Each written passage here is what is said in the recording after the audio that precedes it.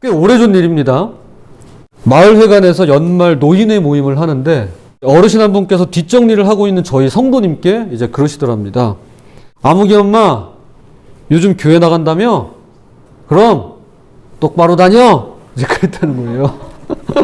그러면서 갑자기 하나님 이름이 뭔지 알아? 이제 그랬다는 거죠. 그래서 번뜩 예배드리면서 들었던 말이 기억이 나서 임마누엘이요. 이제 대답했답니다. 그렇죠. 성탄절에 꼭 맞는 100점짜리 대답입니다. 그런데 이 어르신이 대뜸 그러더라는 거죠. 틀렸어. 하나님의 이름은 여호와야. 하시면서 그런 것도 모르면서 교회 다니냐? 다니려면 똑바로 다녀. 라고 이제 하셨다는 겁니다. 물론 술이 약간 들어가셔서 술 기운에 하신 말씀이지만 마음이 좀 불편하시더랍니다. 그래서 이 성도님께서 나중에 저에게 이제 확인차 물어보신 일이 있어요. 목사님, 하나님의 이름이 여호와인가요? 임마누엘인가요? 제가 대답해 드렸죠. 둘 다 맞다고. 100점 만점에 200점 대답하셨다고 그렇게 말씀드린 일이 있습니다. 성경에는요, 하나님의 이름이 30여 개 정도 등장합니다. 여호와라는 말은 하나님은 스스로 계시다. I am who I am. 이렇게 나는 스스로 존재한다 라는 의미고요. 임마누엘은 하나님은 우리와 함께 하신다. 그런 뜻입니다. 오늘 우리가 읽은 성경 말씀에도 하나님의 이름에 관한 내용이 나옵니다. 이 이야기에 앞서서 먼저 창세기 12장의 배경을 좀 설명드리고자 합니다. 아브라함이라는 사람이 하나님의 말씀을 듣고 그 말씀에 순종해서 전혀 낯선 땅으로 이사를 하게 됩니다. 1절에서 4절까지, 우리가 읽은 건 5절부터입니다. 요 전에 있는 1절에서 4절까지는 너무나도 유명한 말씀이죠.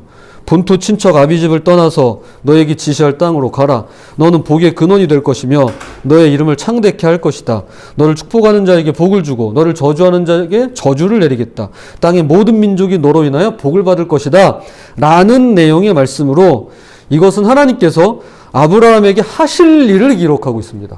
아브라함을 위해서 하나님께서 하실 일을 기록하고 있습니다.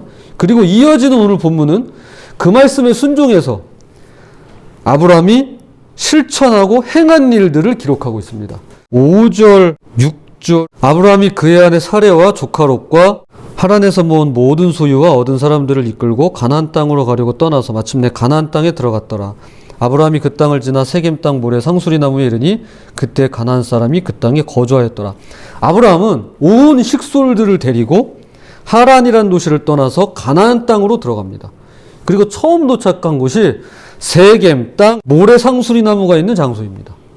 자, 요 세겜 땅 모래 상수리 나무. 여기서 세겜 땅 모래 상수리 나무라고 할 때 모래란 내일 모레 할 때 그 모래가 아니라 히브리어로 지침, 가르침, 교사 이런 뜻입니다. 그래서 이 말은 종종 어떤 뜻으로 쓰였냐면 무당이나 점쟁이로 번역됩니다. 자, 그러면 상상이 되시죠? 이 땅은 무당이나 점쟁이가 있는 땅이에요. 그리고 그들이 사는 땅입니다. 또한 상수리 나무는 당시 가나안 땅에 문란한 종교의식과 관련되어 사용되었던 소위 신성한 나무를 가리킵니다. 그러니 이 땅은 지금 무당과 점쟁이들이 있고 신전이 있고 우상 숭배를 하는 장소인 거예요. 즉 하나님의 말씀을 따라서 마침내 가나안 땅에 도착하고 보니 아브라함을 반기고 있는 것은 하나님의 축복과는 거리가 먼 우상 숭배의 현장이라는 겁니다. 하나님 말씀 따라갔어요. 하나님 믿어보겠다고 갔어요. 하나님 축복 기대하면서 갔어요. 근데 그를 반겨준 것은, 아브라함의 가족을 반겨준 것은 그것과는 거리가 멀어요. 풍요와 다산을 비는 이방 신전, 우상을 섬기며 음행을 일삼는 사람들로 가득한 그런 땅이었습니다. 이것은 지금 하나님을 한번 믿어보겠노라고 용기 내어 한 걸음 내디딘 성도가 처음으로 맞이하는 현실이 바로 세겜 땅 모래 상수리 나무와 같다라는 사실을 주지시키고 있는 것입니다. 우리도 다 하나님을 처음 믿었던 적이 있어요. 처음 믿어보겠다고 용기 내서 한 걸음 내딛었는데 보니까 축복과는 거리가 멀어요. 우리를 환영하고 맞이하는 현실이란 세겜 땅 모래상수리 나무 같다는 거예요. 여러분, 이 세상은요, 눈에 보이지 않는 총알이 빗발치는 전쟁터와 같습니다. 밟고 올라서야 하던가 죽던가 죽이던가 하는 생존 경쟁에서 어떻게든 살아남아야만 하는 전쟁터와 같습니다. 풍요와 다산을 쫓는 사람들은 자기 이외의 모든 이들이 경쟁 상대입니다. 내가 좀 더 풍요로워지고 내가 좀 더 많은 것들을 누리기 위해선 다른 사람과의 경쟁을 통해서 차지하고 빼앗아올 수밖에 없는 구조예요. 그래서 그들은 아브라함과 같은 낯선 이방인이 자신의 땅에 영역에 들어오는 것을 허락하지 않았습니다. 아브라함에게 있어서 이곳 세겜 땅 모래상수리 나무는 그야말로 선택의 갈림길이에요. 대부분의 사람들이 그러하듯이 믿음의 걸음을 여기서 멈추고 이곳에 남아서 어떻게든 풍요와 다산을 쫓으며 세상의 방식을 따라 남들처럼 살 것인가? 아니면 계속해서 불안함과 불편함 속에서도 믿음의 발걸음을 내디뎌가며 하나님의 뜻을 구할 것인가를 선택해야 되는 선택의 갈림길입니다. 분수령과도 같은 것이에요. 우리도 다 그런 과정을 거쳤고요. 아마 이 과정을 거쳐야만 하는 분들도 계실 겁니다. 감사하게도 하나님께서 아브라함에게 나타나서 말씀을 해주세요. 자, 오늘 말씀입니다. 창세기 12장 7절입니다. 여호와께서 아브라함에게 나타나 이르시되 내가 이 땅을 네 자손에게 주리라 하신지라. 자기에게 나타나신 여호와께 그가 그곳에서 제단을 쌓고. 그런데 자세히 보면 하나님께서 말씀하신 요 말씀에 여기에 머물러라, 이곳에 정착해 살아라, 또는 반대로 어디로 가라, 동경 132 북위 37 어딘지 아시죠? 독도.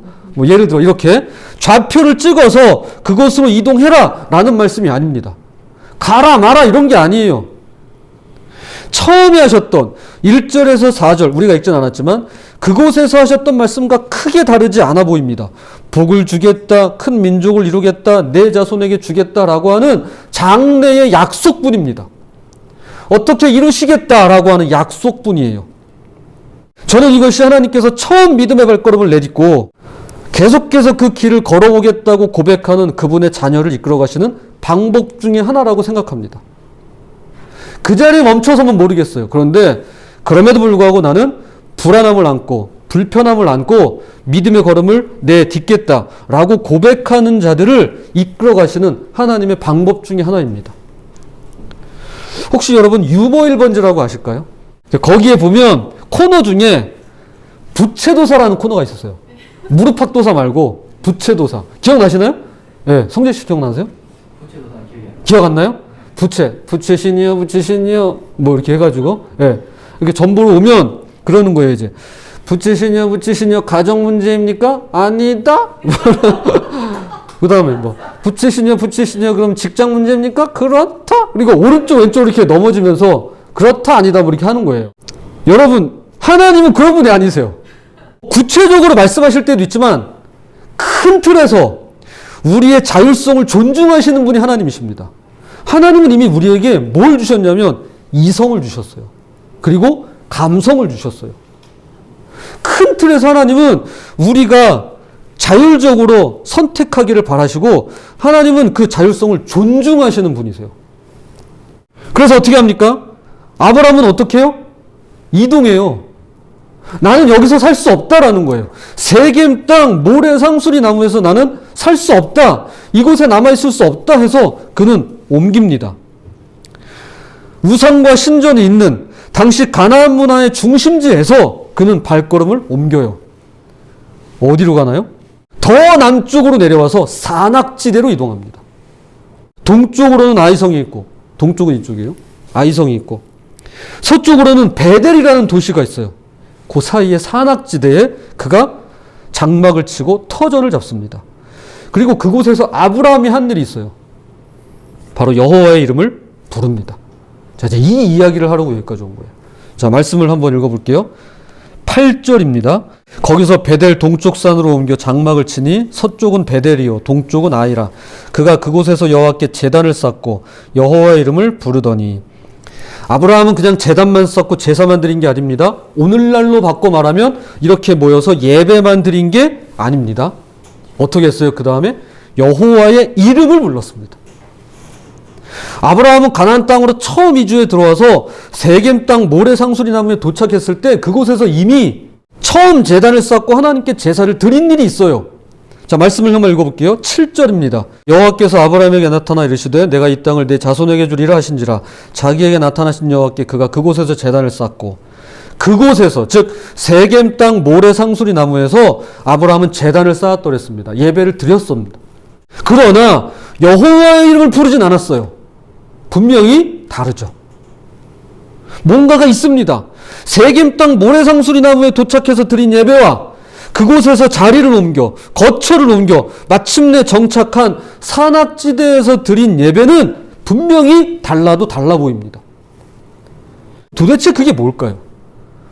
제단 쌓고 예배를 드린 거면 드린 거지 여호와의 이름을 불렀다는 건 뭘까요? 그리고 이 둘의 차이란 뭘까요? 그냥 우리가 맨 처음에 말씀드렸던 여호와 하나님, 임마누엘의 하나님 하면서 하나님의 이름을 외친 그 차이일까요? 왜 하나님의 이름을 부른 걸까요? 흥미로운 것은 아브라함이 이 일이 있은 후에 다른 지역으로 이사를 가게 됩니다. 자, 그게 이제 9절이에요. 점점 남방으로 옮겨갔더라. 그래서 어디까지 가느냐? 산악지역에서 남쪽으로 어디까지 내려가느냐? 이집트까지 내려갑니다. 가뭄이 와서 도저히 먹고 살 수가 없으니까 이집트까지 가요. 그런데 이집트에서 한 사건이 있었어요. 아내 사레가 너무 예쁜 거예요. 아브라함의 와이프였던 사레가 너무 예뻐요. 그래서 사레에게 당신 너무 예쁘니까 여동생으로 하자고. 내가 오빠하고 당신 여동생 하자고. 그랬더니 아니나 다를까 이집트의 왕 파라오가 이 사레에게 반해가지고 이 사레를 첩으로 맞아들입니다. 그러니 오빠라는 아브라함에게는 온갖 진귀한 보물이며 그 당시에 이 동물들이며를 다 줘요. 그런데 그때부터 이 파라오에게 큰 재앙이 생겨납니다. 그래서 이상해서 아브라함을 불러다가 자초지종을 물어보니까 사레하고 아브라함하고 오빠 동생이 아니에요. 부부였던 거예요. 이 파라오가 다급해서 그랬는지 아브라함과 사레를 이집트에서 나가라고 쫓아냅니다. 그 줬던 거 다시 되돌려받지도 않아요. 그냥 가져가라고 그냥 보내요. 너무 급했던 것 같아요. 그렇게 아브라함이 뜻하지 않게 부유해져서 옛날 정착해 살던 이 베델과 아이의 중간인 이 산악지역에 다시 돌아와서 살게 돼요. 그때 아브라함이 옛집에 도착하자마자 한 일이 있었는데 그 또한 예배를 드리며 여호와의 이름을 부릅니다. 자, 말씀을 찾아볼게요. 창세기 13장 4절입니다. 그가 처음으로 제단을 쌓은 곳이라 거기가 어디예요? 베델과 아이 그 사이의 산악지역, 거기서 여호와의 이름을 불렀더라. 정말이지 아브라함은 왜 여호와의 이름을 불렀을까요? 똑같은 장소에서 그것도 2번씩이나. 솔직히 말씀드릴게요. 저도 잘 몰라요. 성경에 그 이유가 명시되어 있지 않습니다. 또 아브라함은 매번 그렇게 여호와의 이름을 부른 것도 아닙니다. 그 이후로 창세기 21장에서 아브라함은 블레셋 땅에 살면서 여호와의 이름을 한 번 더 부르게 됩니다. 창세기 16장에는 아브라함의 첩 하갈이 아들 이스마엘을 데리고 도망을 치다가 하나님의 이름을 부르게 돼요. 하나님은 감찰하시는 하나님이십니다 라고 말이죠. 창세기 26장에서는 아브라함의 아들 이삭이 우물을 파면 빼앗기고 우물을 파면 빼앗기기를 반복하다가 결국 그 지역 사람들에게 인정받으면서 여호와의 이름을 부르는 장면이 나옵니다. 이후로도 드물게 나오지만 계속해서 하나님의 사람들은 특별한 순간에 하나님의 이름을 부릅니다. 도대체 이게 뭘까요? 그냥 예배만 드린 게 아니에요. 하나님의 이름을, 여호와의 이름을 부릅니다. 도대체 이게 뭘까요? 조심스럽게 추측을 해보자면 이런 것 같습니다. 제 이야기를 잠깐 좀 드리겠습니다. 제가 군에 입대하고 신병교육대에서 훈련을 받는데 하루는 산 언덕바지에 포복 훈련을 시키더라고요. 군대 갔다 오셨죠? 예. 서연이 고개 끄덕인 거 아니죠? 큰일 납니다. 예, 그 나이에 벌써 군대 가면. 네. 나중에는 갈 수 있겠지만, 이제 다 훈련 받은 내용이에요. 이제 포복 훈련으로 이제 언덕을 올라가는 건데, 걸어 올라가도 꽤 가파른 그런 언덕이 없어요. 꽤 먼 거리였습니다. 정상까지 기어서 이제 포복으로 기어 올라가는 겁니다. 그러니까 다들 이제 여기를 어떻게 올라가나 하고 이제 표정을 지었죠. 그때가 바람이 차가워지는 11월 하순이었어요. 제가 10월 군번이거든요. 비 온 뒤라 바닥은 젖어 있었죠. 그런데 여기를 엎드려 가야 하는 겁니다. 아무리 눈치껏 젖어 있는 곳은 피해가고 돌이 나오면 어떻게 가죠? 살짝 엉덩이 들어서 가잖아요. 예. 그리고 무릎이 까지니까 하여튼 어떻게든 눈치껏 요령껏 가고 싶은데 그게 안 되는 겁니다. 훈련복은 이미 땀인지 물인지로 다 젖었지. 맨 돌받치니 팔꿈치며 무릎이며 땅에 닿는 부위가 아프지. 거기다가 화기, 그러니까 총을 이제 품에 안고 이렇게 기어가니까 속도는 안 나지. 조금이라도 엉덩이 들잖아요? 그러면 조교가 와서 발로 찹니다. 잠깐 멈춰서 이렇게 쉬고 있으면 요령 피운다고 다시 처음부터 하라고 밑으로 내려보내요. 기상! 그러고 밑으로 내려가서 다시 올라와야 돼요. 그러니 이건 요령을 피울 생각 자체를 못해요. 뭐 제정신이 아니죠. 아무튼 정말 힘들었어요. 결국 어떻게 해서 기어 정상까지 올라갔습니다. 다들 기진맥진 해가지고 비몽사몽간에 이러고 앉아있는데 조교가 그러는 거예요. 전체 기상! 그러더니 힘듭니까? 물어보는 거예요. 아니 힘들지 당연히. 뭘 또 물어봐요. 근데 거기다 그러지 않잖아요. 알면서 뭘 물어보십니까? 할 수 없잖아요. 이제 다들 한 목소리로 대답합니다. 아닙니다! 이제 소리 치는 거죠. 그랬더니 대뜸 조교가 이렇게 물어보는 겁니다. 누가 가장 보고 싶습니까? 그런 거예요. 와. 그때 단 한 사람도 애인입니다! 이런 얘기 안 나와요. 사실 제 아내가 그때 중3이었어요. 그러니까 저는 애인도 없었으니까. 애인이요 이런 얘기 한마디도 안 나오고요. 그때요, 저를 포함한 모든 훈련병들이 대답한 게 뭐냐면, 마치 약속이라도 한 듯이 이구동성으로, 어머니라! 그 얘기를 하는데도 이미 눈물이 그렁그렁해요. 조금만 하면 눈물 터질 것 같아요. 조교가 외칩니다. 그럼 어머니를 향하여 함성 1발 장전 발사! 하는데 이제 그때 훈련병들이 한 150명이었나? 그때 모여 있었는데 그때 어머니 하는데 그때 다 그냥 통곡을 하는 거죠. 막 눈물 흘리고 막 콧물 흘리고. 그때 제가 그때 기억해보면 목소리로만 어머니를 부른 게 아니었어요. 그냥 머리 끝부터 발끝까지 저의 모든 세포가 어머니를 부르고 있더라고요. 제 눈물도 어머니를 부르고 제 콧물도 어머니를 부르고 모든 게 다 어머니 이름을 불렀더랬습니다. 그러니까 저도 지금 어머니 하고 부르면 이렇게 좀 울컥할 것 같아요. 저만 이런 경험이 있는 건 아닐 겁니다. 지금도 어머니라는 이름 석자만 들어도 가슴이 뭉클해지고 고개가 절로 숙여지고 눈가에 눈물이 고이는 분들이 아마 계실지도 모릅니다. 이게 아버지라는 이름을 부를 때는 또 달라요. 또 자녀들의 이름을 부를 때도 또 달라요. 저는 저의 동생들의 이름을 부를 때 가슴이 또 벅찰 순간이 있더라고요. 저는 조심스럽게 한번 추측해 봅니다. 아브라함이 여호와 이름을 불렀다는 게 이런 거 아닐까? 이름을 부른다는 건 이런 거 같습니다. 그 이름에 걸맞는 느낌이 있고요. 감동이 있고요. 카타르시스가 있는 겁니다. 한번 이런 생각을 해봤습니다. 어머니 이름을 부를 때, 아버지 이름을 부를 때, 또는 자녀 이름을 부를 때, 가족의 이름을 부르고요. 나에게 너무나 소중한 누군가 이름을 부를 때 뭔가 가슴 뭉클한 것이 뜨거운 감동이 솟아오르는 것처럼 우리가 여호와 이름을 부를 때에도 하나님의 이름을 부르고 성령님의 이름을 부르고 예수님의 이름을 부를 때에도 동일하게, 아니 그 이상으로 내 속에서 느껴지고 솟아나고 넘쳐 흐르는 그런 줄치할 수 없는 그분의 은혜와 사랑에 대한 벅찬 감격이 있을까 하고 말이죠. 여러분은 어떠신가요? 여러분에게 있어서 하나님이라고 하는 이름은 어떤 감흥을 가져다 주나요? 어떤 느낌을 가져오나요? 며칠 전에 제 아내와 주님의 다시 오심, 재림이라고 하죠.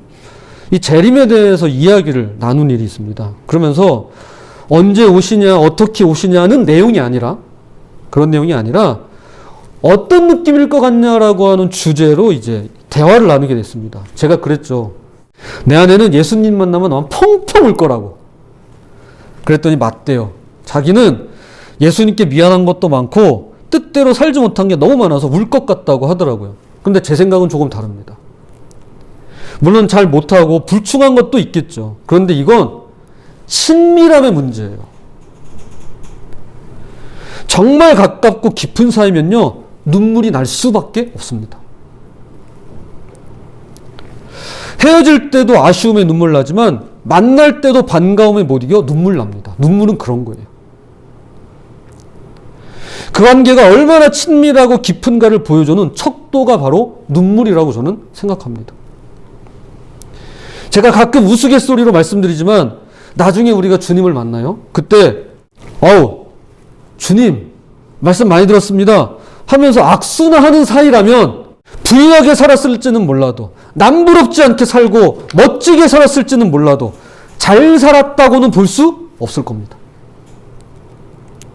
주님과 깊은 교제, 친밀한 사귐을 가진 그리스도인이라면 어색한 악수만으로는 충분하지 않습니다. 그곳에는 반드시 따뜻한 포옹과 뜨거운 눈물이 함께할 것입니다. 목사님, 네, 질문 있으세요? 네.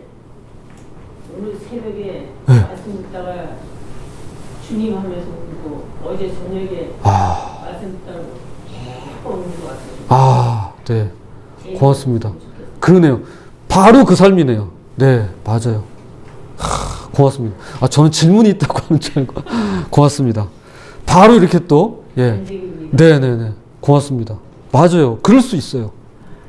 꿈에서라도 부르면서 눈물 흘릴 때가 있어요. 실제로. 주님은 언제나 저와 여러분을 그렇게 만나시기를 애타게 원하십니다. 그런 친밀함이 있어야, 그런 과정이 있어야, 그런 관계를 맺어야 하나님께 예배를 드리면서 비로소 어떤 상황과 어려움 속에서도 여호와의 이름을, 하나님의 이름을 뜨겁게 부를 수가 있는 것입니다. 자, 이제 말씀의 결론을 맺겠습니다.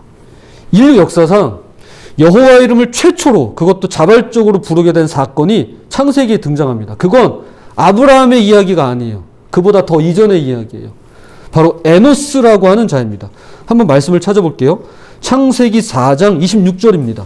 셋도 아들을 낳고 그의 이름을 에노스라 하였으며 그때에 사람들이 비로소 여호와의 이름을 불렀더라. 자, 여기도 여호와의 이름을 불렀다고 나와요. 이게 맨 처음에 기록된 말씀이에요. 아담과 하와의 두 아들 가인과 아벨이 있었는데 가인이 동생 아벨을 죽이고 가인이 집을 떠나요. 그래서 두 아들을 한순간에 잃어버리고, 참 얼마나 슬펐을까요? 그 이후에 아담과 하와에게 셋째 아들인 셋이라는 아들이 생깁니다. 그게 이제 여기에 셋이에요. 근데 이 셋이 이제 결혼해서 아들을 낳았는데 그 아들의 이름을 뭐라고 짓습니까? 에노스라고 이름을 지어요. 그때부터 사람들이 비로소 여호와의 이름을 불렀노라고 성경은 말씀합니다. 아담과 하와조차도 부르지 않았던 여호와의 이름, 가인과 아벨도 부르지 않았던 이름을 셋의 아들 에노스를 통해서 여호와의 이름을 사람들이 자발적으로 부르기 시작했다라는 것입니다. 이 이야기를 전에 이제 서울극장에서 이재철 목사님이 했던 사랑의 초대라고 하는 강연이 있는데 그 일부를 제가 여러분께 인용해 드리겠습니다. 그제야 비로소 하나님의 이름을 불렀다는 것은 그 이전엔 인간이 한 번도 하나님을 먼저 불렀던 적이 없었다는 말입니다. 그렇죠? 하나님이 부르셨어요. 아담아, 너가 어딨냐? 이렇게. 왜 피조물인 인간은 그 이전에는 하나님을 필요로 하지 않았을까요? 왜 셋이 아들의 이름을 에노스라고 지을 때야 비로소 사람들이 자발적으로 하나님을 찾기 시작했을까요? 셋이 자기 아들에게 지어진 이름인 에노스는 죽을 수밖에 없는 존재라는 의미입니다. 죽을 수밖에 없는 존재. 셋 시대에 이르러서야 사람들은 뒤늦게 모든 인간은 에노스, 즉 죽을 수밖에 없는 존재임을 자각한 것입니다. 셋은 그 중요한 깨달음을 자기 아들의 이름으로 삼았습니다. 자신의 아들이 죽을 수밖에 없는 존재에 지나지 않는 자기 한계, 자기 실상을 일평생 잃지 않고 살아가기를 바라는 염원이었습니다. 그리고 그때부터 인간들은 자발적으로 하나님을 부르기 시작했습니다. 그저 하나님의 이름을 한 번 호칭해 보았다는 의미가 아니라 하나님을 자기 생의 주인으로 모셔드리고 그분의 말씀을 따라 살기 시작했다는 말입니다. 자신들이 죽을 수밖에 없는 존재임을 몰랐으면 모르되 자기의 죽음을 자각한 이상 생명의 근원이신 하나님의 말씀, 즉 인생을 창조하신 창조주의 인생 사용 설명서를 쫓아 살아가는 것 외에는 다른 대안이 있을 수 없음을 알았기 때문입니다. 자, 이해가 되시죠? 에노스라고 하는 이름의 뜻은 죽을 수밖에 없는 존재란 뜻이에요. 그 이름을 아들에게 붙이면서 사람들은 자발적으로 자기의 한계, 자기의 죽음을 인식함으로부터 하나님을 인정하기 시작했습니다. 하나님을 부르기 시작했어요. 자기 인생의, 자기 삶의 주인으로 모셔드리기 시작했다는 거예요. 그런 거예요. 여호와 이름을 불렀다는 것은 예배만 드리는 게 아니에요. 내 삶의 주인으로 내가 모셔드렸다는 거예요. 내 한계를 인식하고 내 가정의 주인이십니다. 내 인생의 왕이십니다라고 하나님을 모셔드리는 것이 바로 여호와 이름을 부르는 것입니다. 아브라함이 그랬고 이삭이 그랬고 수많은 하나님의 사람들이 그랬듯이 저와 여러분이 하나님의 이름을 부르는 것은 내가 어떤 존재인지를 정확하게 아는 거예요. 하나님이 어떤 분이신가를 알기 때문입니다. 부디 하나님 아버지를 더 가까이, 더 친밀하게, 더욱더 사랑하시면서 그분의 이름에 뜨겁게 감격하시고 예배드릴 때뿐 아니라 삶 속에서 그분의 이름을 부르며 그분을 왕으로 모시는, 주인으로 섬기는 저와 여러분 되시기를 주님의 이름으로 부탁을 드립니다. 자, 이제 기도하겠습니다.